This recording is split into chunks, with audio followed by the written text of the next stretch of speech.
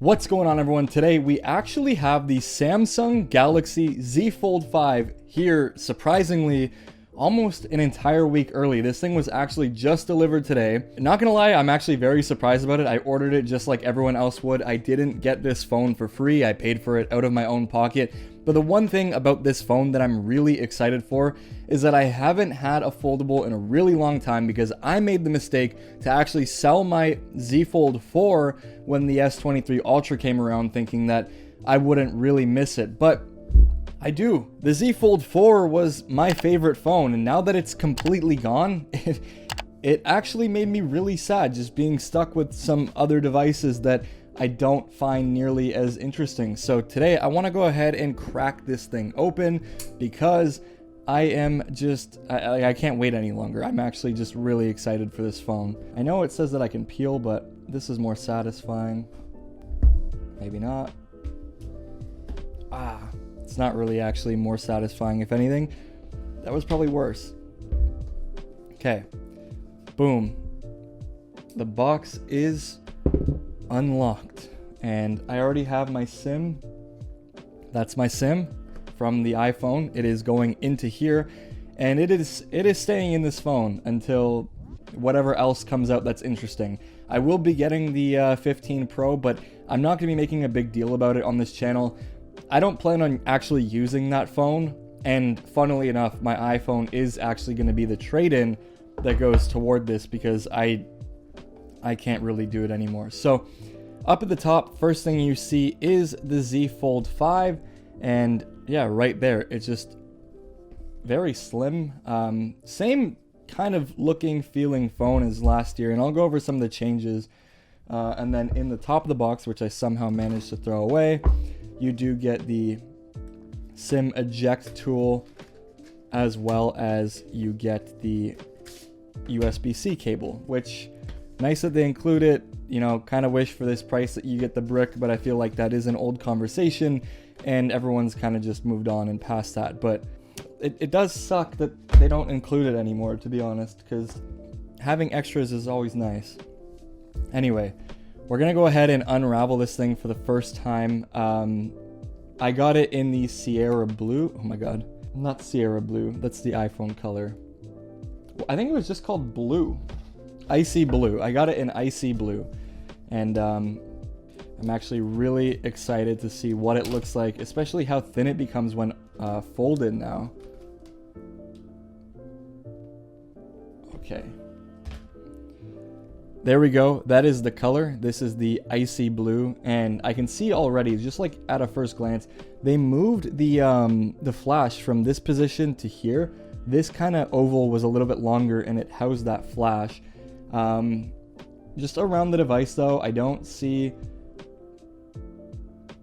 I think maybe these speaker grills are a little bit smaller than they were, so I will have to eventually test out how those speakers are. And by the way, I will be doing like endless reviews on this phone because, again, now I finally have something that's actually exciting to talk about, unlike some of the other phones that I've had my hands on recently.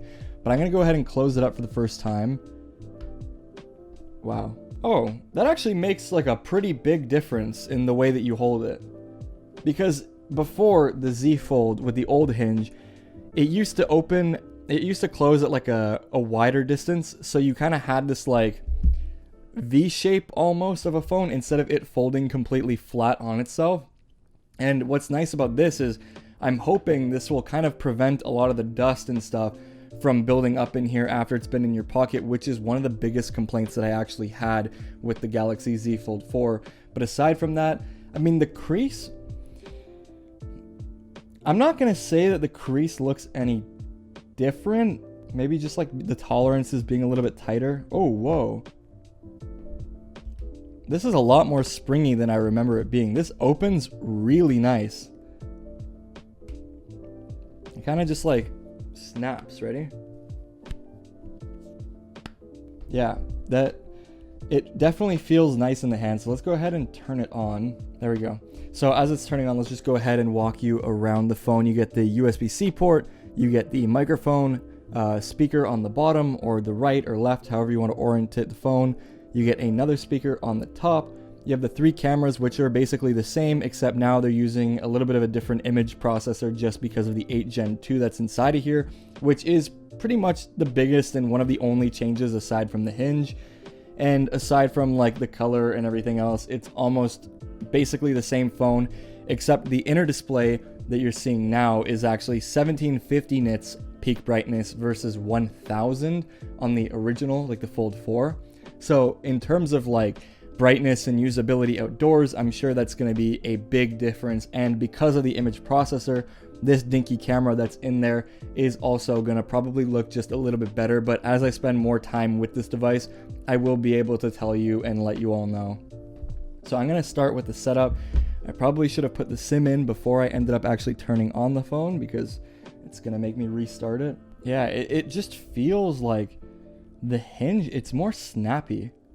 Like it kind of just goes right in place. And you know, Pixel Fold owners, look at that. It just opens up flat for you. No shame, no hate on the Pixel Fold. Okay, SIM is in. We can actually go ahead and start with the setup finally. Sure, just agree. I'll probably end up wiping it and do a setup after. I'm gonna go ahead and set up manually. You know, I actually do have quite a bit of lights in here right now. Like I have the light above me, and then I have the light in front of me.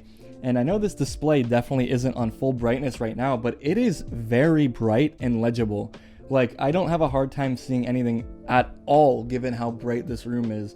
And that is actually quite surprising to me. So I'm very curious, you know, waiting on my long-term review or even maybe my 1-week review with this phone, what it's going to be like when it comes to, you know, the usability outdoors, because that is another place where I wouldn't say that the Fold necessarily struggled for me, but it was kind of annoying.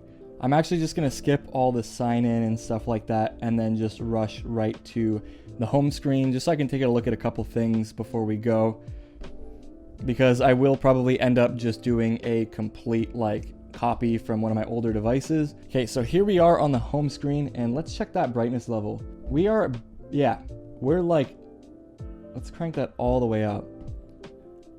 This is very usable. I mean, I'm indoors right now, but like I said, I have a ton of lights on. This is actually very, very bright, and the display looks really good.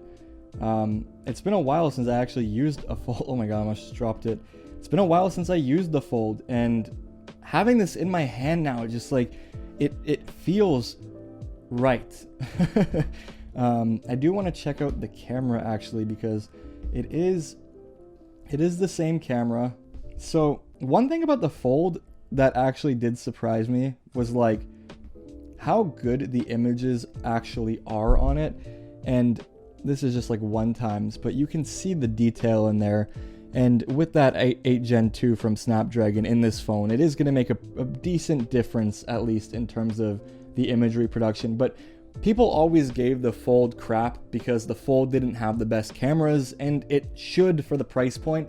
But I think the Fold really surprised me with how well it used these sensors and how good the images actually looked on it. So I'll take a photo of you guys kind of bouncing against the light. This is kind of a scene where it's going to struggle because it's facing a direct softbox. But again, like the images could be so much worse. And I know that's like cope. Like for this phone, it really should be the best that it can be. But I have no complaints when it comes to this camera system. And I am perfectly happy using this 100%. Like I have no issues or complaints with it. So the fact that it's the same, it doesn't really bug me. As far as like what else is new, I mean, you could have more in your taskbar. So if I open an app, you can have more apps in your taskbar. Obviously, I'm going to switch from these stupid little button presses to gesture commands once I get this all set up. But yeah, I mean, other than that, it's kind of, like I said, a very iterative upgrade. And I don't expect a lot of people to be going out of their way to go pick up this phone when they've had something like the Galaxy Z Fold 4 or even the Galaxy Z Fold 3. I'm very curious to see how battery life is going to be. Battery life was not a concern for me on the Z Fold 4 at all, but it was on the Z Fold 3. So now that I have this in my hands and I'm going to be spending time with it, using this literally as my daily carry, I'm going to take this to my wedding, my everything that I do, because for now on, this is my phone. I'm literally not using the iPhone anymore. It is being put in that box and getting sent back. And I don't see myself switching off of this until maybe even another good foldable comes our way here in Canada, because we couldn't even use the Pixel Fold, which does suck. You know, they just didn't want to sell it to us out here. But yeah, that's the Galaxy Z Fold 5. That was a kind of quick little unboxing and first impressions of it. If you want to see more, go ahead and leave a like and subscribe to the channel. I'll see you all in the next one. Peace out.